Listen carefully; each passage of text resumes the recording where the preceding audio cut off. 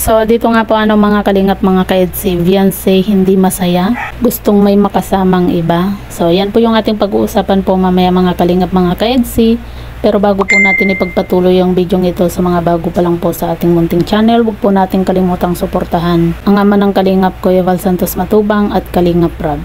At paunawa, panoorin po muna ang full video bago mag-comment para malaman ang nilalaman nito. So dito nga po mga kalingap mga ka-EDC, napansin nga po ni Kalingap Edo itong si Viancy habang nag-uusap nga po sila na mukhang malungkot at parang hindi nga po masaya itong si Viancy sa kabila po ng magagandang lugar na napuntahan nga po nila At yun nga po mga kalingap, tinanong nga din po ni Kalingap Edo itong si Viancy kung bakit na parang malungkot nga po siya at tinanong din po kung may sakit daw ba itong si Viancy nga po mga kalingap. Pero yun nga po mga kalingap, naaalala ni Viancy nga po yung kanyang pamilya, kasi sabi nga po ni Viancy na kumbaga itong si Viancy daw ay nakakagala or nakakapunta po sa iba-ibang lugar kagaya na lang po sa Cebu, pero yung kanyang pamilya ay nandoon lang po sa kanilang bahay. Kumbaga siya nagsasaya pero yung kanyang pamilya nandoon lang sa kanila. Kaya naman itong si Viancy parang may kulang sa kanya nung time na yun na nasa Cebu nga po sila. Kung mapapansin nyo mga kalingap nung nag-usap nga po itong si Viancy at Kalingap Edo habang umupo nga po sila mga kalingap. Siyempre kahit sino naman po mga kalingap, sa kagaya po ni Viancy na talagang napakabait na bata at mapagmahal sa kanyang pamilya ay talaga namang masasabi natin itong si Viancy na siyempre iniisip din po niya na sana one day makasama din po ni Viancy yung kanyang pamilya nga po sa mga ganyang lugar.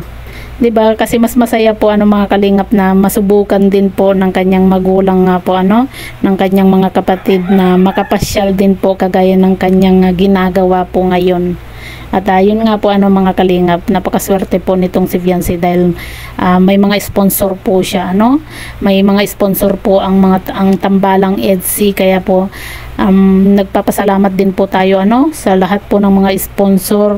Kaya naman po nakakapunta nga po itong si Viancy sa mga ibang lugar nga po mga kalingap. Kumbaga nararanasan na po ni Viancy yung mga ganyang bagay sabi nga po niya dati 'di ba na kumbaga lagi lang daw po siya sa loob ng bahay, school, trabaho, bahay po yung kanyang halos ginagawa lang po mga kalingap. Kaya hindi po naiwasan ni Viancy na malungkot nga po mga kalingap dahil nga po sa iniisip po niya na nagsasaya siya pero yung kanyang pamilya ay nandoon lang po sa kanila.